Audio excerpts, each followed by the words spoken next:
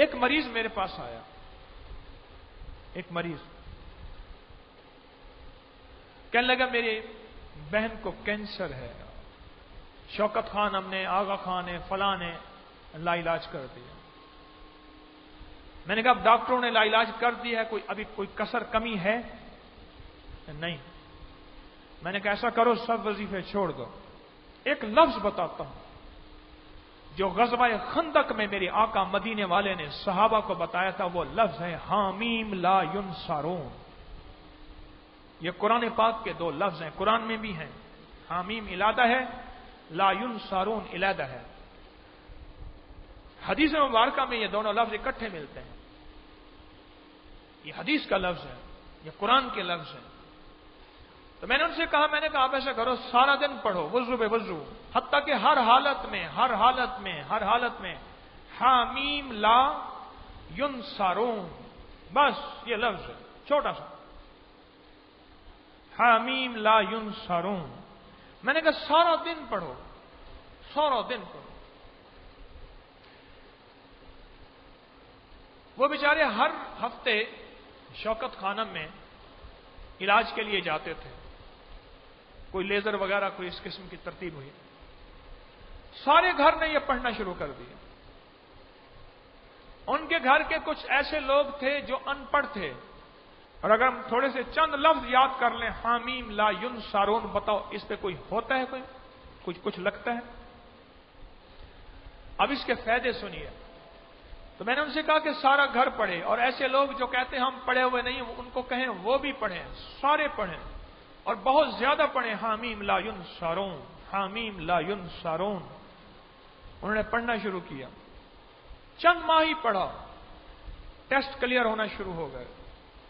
Doctor کہنے لگے کہ علاج ہمارا اچھا ہو رہا ہے۔ میں نے کہا یہ دیوانے ہیں، ان کو کہنے دو۔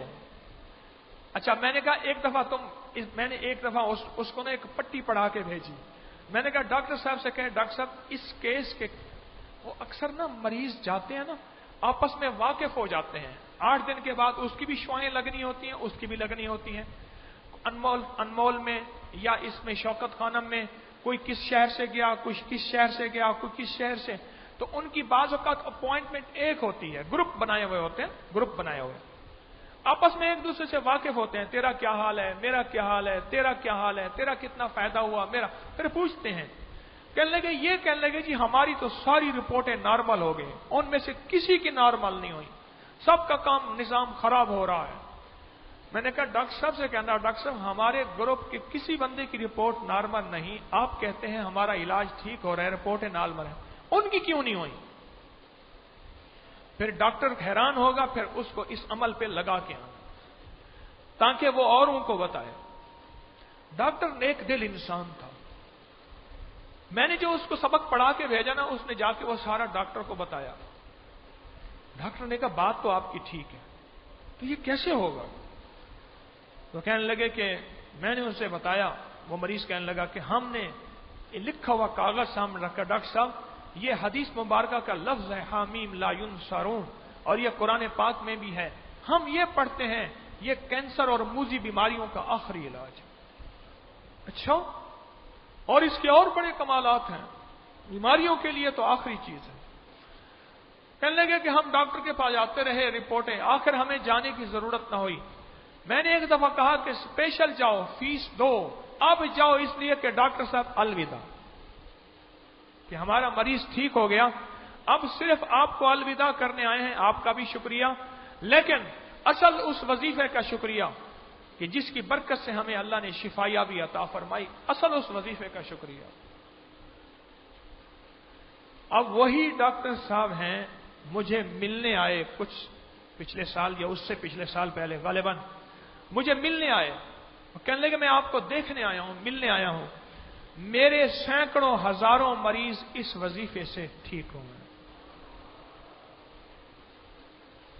پچھلے سے پچھلے رمضان حیدرآباد سے ایک صاحب آئے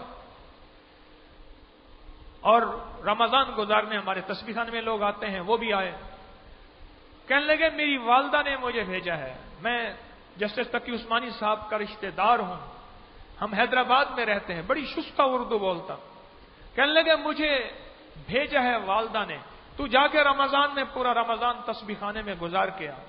और क्यों भेजा? अबकरी में छपा था कि अबकरी में एक किसी की हिस्ट्री छपी थी और कि हामीम लायुन सुरुन से कैंसर ठीक हुआ।